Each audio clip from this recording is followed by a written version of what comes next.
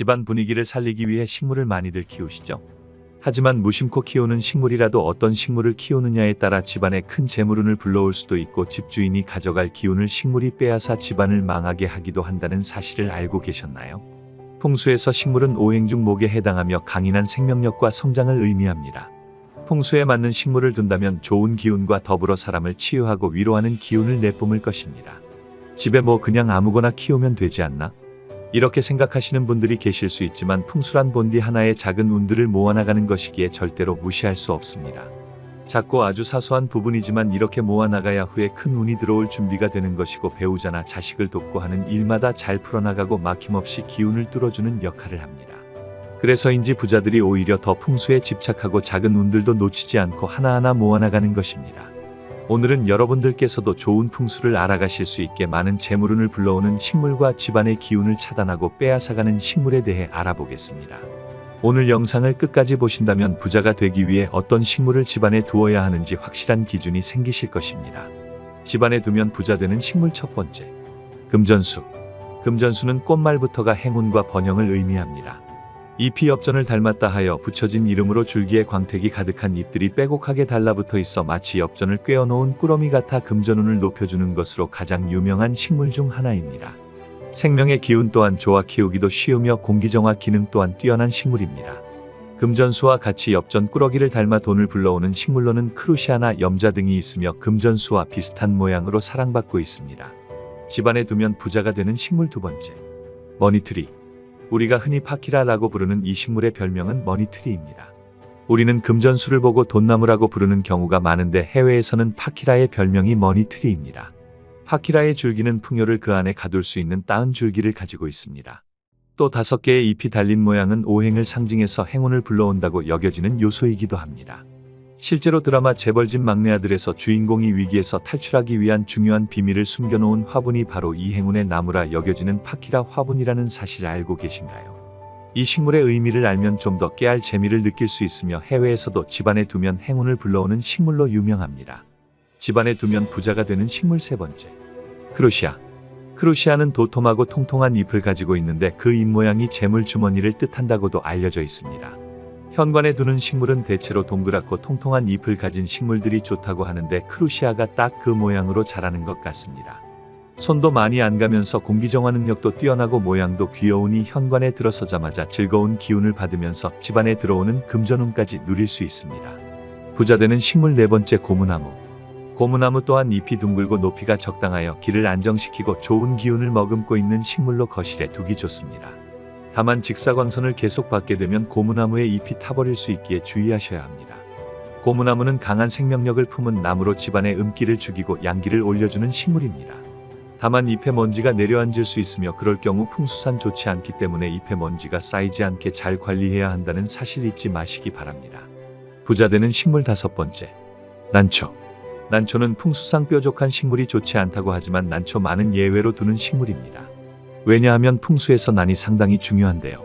그 이유는 사람과 가장 닮아 있다고 하면 집의 주인과 그 생명력을 함께 한다고 봅니다. 난초는 과거부터 내려온 재물운과 더불어 집안의 운을 높여주는 대표적인 식물입니다. 다만 난초는 꾸준히 신경 쓰며 생명력을 잃지 않도록 관리를 해야 하는데요. 몰락한 집안에 난은 모두 시들어 있었다라는 말이 있듯이 난이 죽게 되면 그 운 또한 함께 시들게 됩니다. 하지만 크게 성공한 사람의 집안에도 많이 있었고 생기가 가득하고 그 기운 또한 좋았습니다. 이렇듯 그 주인과 운을 같이 하는 게 난초이기에 꼭 잘 키우실 분들께만 추천드리는 식물입니다. 만약 키우시다 난에 꽃이 핀다면 아주 좋은 일이 생길 수 있습니다.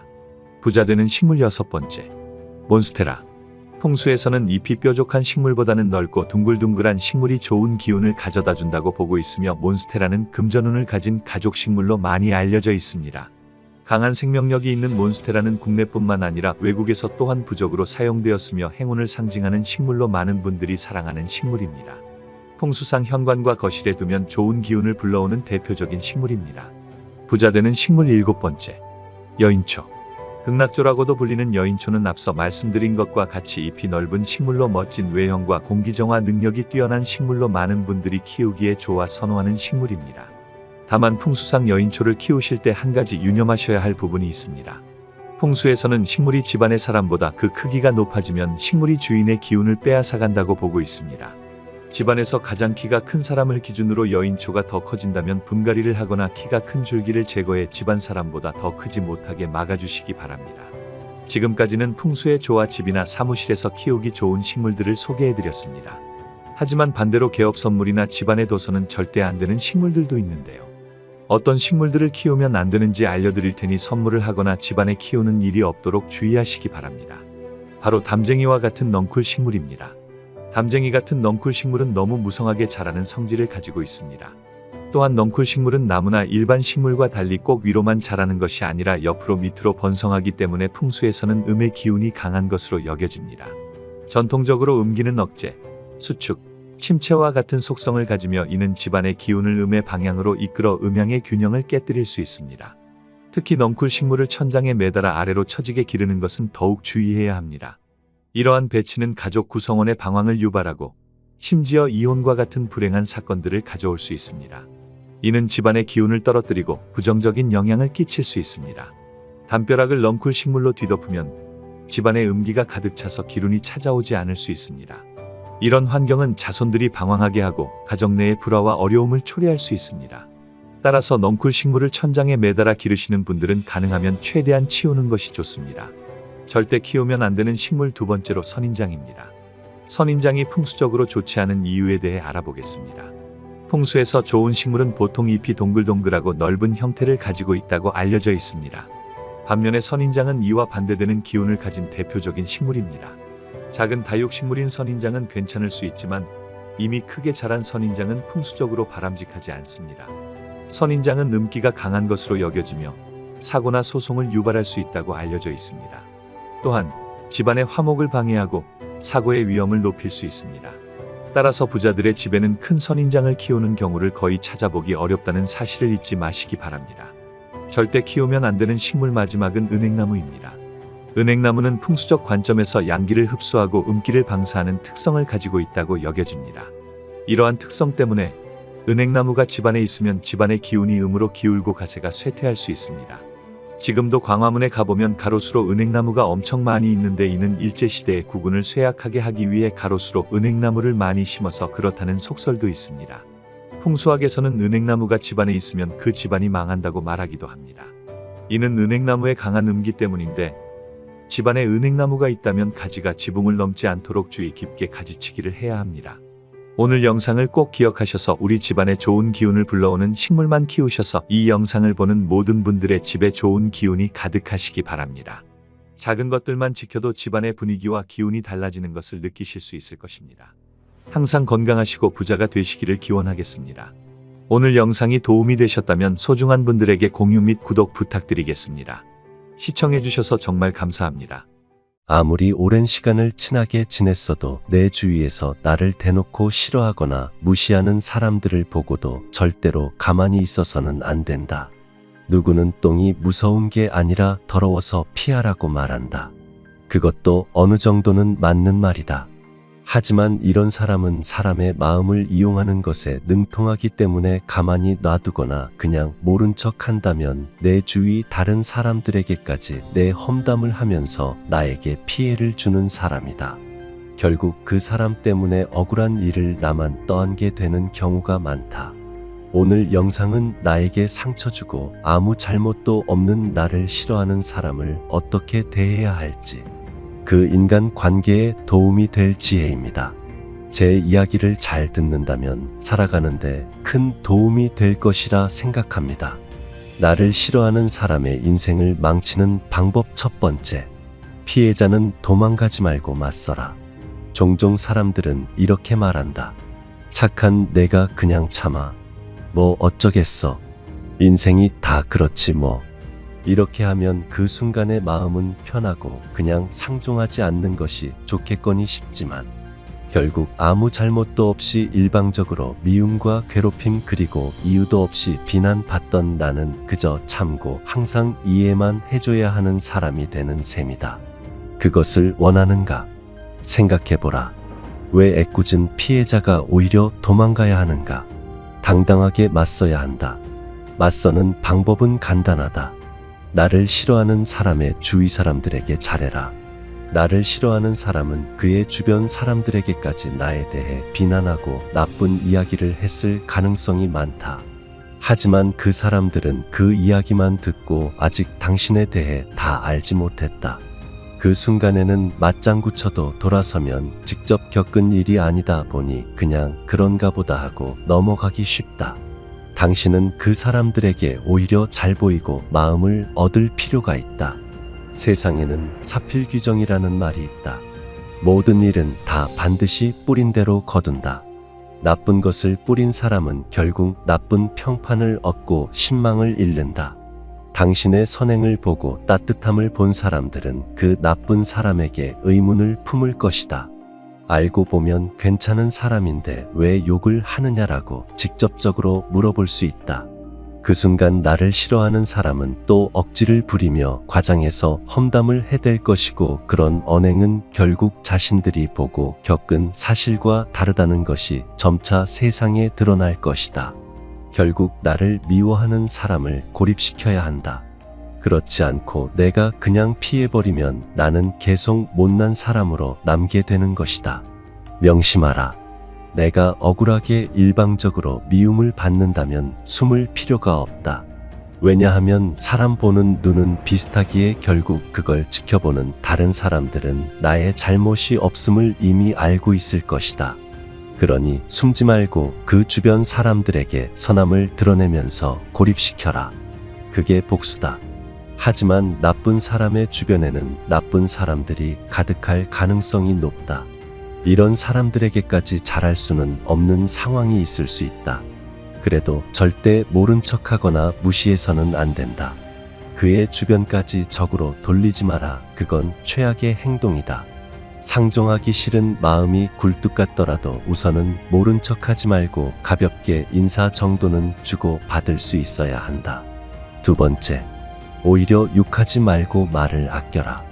당장이라도 찾아가 욕을 하거나 주변 사람들에게 흉을 보고 싶은 마음이 가득할 것이다. 그 마음을 이해하지만 중요한 것은 나쁜 수를 두어서는 안 된다. 악수를 피해야 한다. 일단 잠시 그 상황에서 벗어나라. 나를 분노하게 만든 그 자리를 피하는 것은 결코 장기적인 해결책이 아니다. 하지만 상황에서 한 발자국 떨어져 있는 동안 문제에 대해 냉철하게 생각해 볼 시간을 가질 수 있다. 화가 머리 꼭대기까지 차 있는 상태에서는 옳은 판단을 내리기 어렵다. 또한 그런 상황에서 화를 내는 것은 괜히 엄한 사람들까지 적으로 돌릴 수 있다. 누군가 당신을 화나게 만들었다면 그 즉시 대응하지 말고 잠시 상황에서 벗어나라. 스스로에게 차분해질 시간을 준다면 그 사람에게 화를 내든 그냥 넘어가든 조용히 경고하듯 명확한 답이 나올 것이다. 분노는 생각보다 사소하다. 누군가로 인해 화가 나면 무언가 말하거나 행동하기 전에 먼저 숫자를 10까지 세어보아라. 그래도 화가 가라앉지 않는다면 100까지 세어라. 그러다 보면 우리는 생각보다 사소한 일에 분노했다는 사실에 놀라게 된다. 우리가 인생을 살면서 가장 가치 있는 일은 설령 화가 나더라도 쓸데없는 분노를 표출하지 않는 것이다. 그럼 신기한 일이 생길 수도 있다. 그렇게 억울하고 화나는 일을 당하고도 차분한 당신의 모습은 주변 사람들의 마음을 얻는 데 유리할 수 있다. 감정적이지 않고 냉정하게 행동했기 때문이다. 특히 나를 미워하는 사람이 나보다 나이가 많은 어른이고 윗사람이라면 더욱 더 그렇다. 아무리 그 사람이 잘못을 했더라도 한국 사회는 장유유서라는 점을 잊어서는 안 된다. 내가 화가 난다고 화를 내었다가는 괜히 내가 더 예의 없고 나쁜 사람으로 비춰질 수 있다. 그러니 우선은 한 발자국 뒤로 물러선 채 참는 것이 제일 현명하다. 하지만 무조건 참으라는 것이 아니다. 화를 내야 할 때는 반드시 적절한 화를 내야 한다. 다만 너무나 화가 나서 윗사람에게 하지 말아야 할 말까지는 하면 안 된다는 것이다. 아무리 참는 것이 중요하다지만 너무나 억울한 일이라면 정당한 문제 제기를 하는 것이 좋다. 예를 들어 내가 도대체 무엇을 그렇게 잘못했길래 나에게 이런 면박을 주느냐고 차분한 어조로 묻는 것이다. 사람은 흥분하면 자기도 모르게 후회할 결과를 만든다. 평소에 사리가 밝고 온화해도 사람도 일단 흥분하면 도리를 저버리고 사나운 행동이 나타난다. 조금 전까지 다정하던 친구에게 생전 안 볼 듯이 무서운 욕설을 퍼붓는 것은 흥분의 결과다. 자기의 마음을 올바르게 표현하려면 냉정하게 자신을 억제할 줄 알아야 한다. 그렇게 바로 대응하지 않고 순간의 화를 참으로써 평판을 잃지 않도록 주의하라. 하지만 분명히 내 의사를 말하는 것이 중요하다. 여러 명 앞에서 억울한 대우를 받았을 때는 적절하게 문제를 제기하는 것이 좋다. 왜냐하면 주위 사람들 역시 나를 지켜보고 있기 때문이다. 아무나 함부로 해도 되는 사람이라는 낙인이 생겨서는 안 된다. 다만 공격적으로 대하지 말고 적극적으로 대응하라. 공격적인 태도와 적극적인 태도는 얼핏 보면 비슷해 보일 수는 있으나 상당히 다른 결과를 가져온다. 만약 당신을 화나게 만든 사람에게 공격적으로 대하면 그 순간에는 통쾌한 기분이 들지도 모른다. 하지만 그 상대 역시 언젠가 당신을 다시 한번 공격할 것이다. 반대로 적극적인 모습을 보인다면 인정받는다. 상대와 주위 사람들의 악의를 호의로 바꾸는 상황이 발생할 수 있고 진정한 대인배로 보일 것이다. 지금 화가 난다고 해서 공격적으로 마치 죽일 것 마냥 폭언을 하거나 난폭한 행동을 하지 마라. 인생사에서 분노는 정말 한때에 불과하다. 노여움은 그저 한때의 관계일 뿐이다. 노여움을 누르지 않으면 노여움이 나를 누른다는 것을 알아야 한다. 마지막은 무조건 잘 사는 것이다. 내가 잘 사는 것이 최고의 복수다. 나를 미워하고 상처 준 사람보다 잘 살기 위해 마음가짐을 이렇게 바꾸어야 한다. 승자는 새벽을 깨우고 패자는 새벽을 기다린다. 승자는 과정을 위해 살고 패자는 결과를 위해 산다. 승자의 하루는 25시간이고 패자의 하루는 23시간 밖에 안 된다. 승자는 구름 위에 태양을 보고 패자는 구름 속에 비를 본다. 승자는 다른 길도 있으리라 생각하지만 패자는 길이 오직 하나뿐이라고 고집한다. 승자는 눈을 밟아 길을 만들지만 패자는 눈이 녹기를 기다린다. 승자는 꼴찌를 해도 의미를 찾지만 패자는 오직 1등을 했을 때만 의미를 찾는다. 승자는 7번 쓰러져도 8번 일어서고 패자는 쓰러진 7번을 낱낱이 후회한다. 승자가 즐겨 쓰는 말은 다시 한번 해보자이고, 승자 입에는 솔직함이 가득 차고 패자 입에는 핑계가 가득 차 있다. 승자는 행동으로 말을 증명하지만 패자는 말로써 행동을 변명한다. 패자가 즐겨 쓰는 말은 해봐야 별 수 없다이다. 이보다 더 힘든 시간은 언제나 있다고 생각해라. 저절로 얻어지는 것은 없다. 항상 승자의 입장에서 생각하고 행동하라.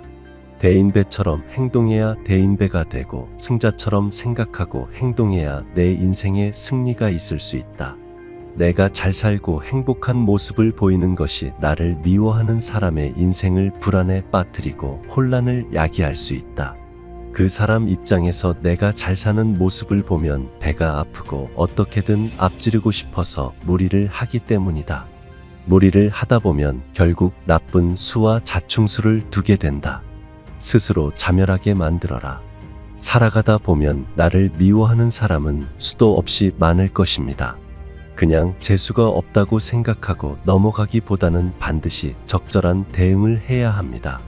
피하는 것이 상책이 아니며 피한다고 해서 나에게 좋은 일이 일어나지 않습니다. 그들보다 훨씬 더 배부르고 따뜻하게 잘 사는 여러분의 인생이 되기를 바라며 영상 시청해 주셔서 정말 감사합니다. 영상이 도움이 되셨다면 구독과 좋아요 한 번씩 부탁드리겠습니다. 그럼 감사합니다.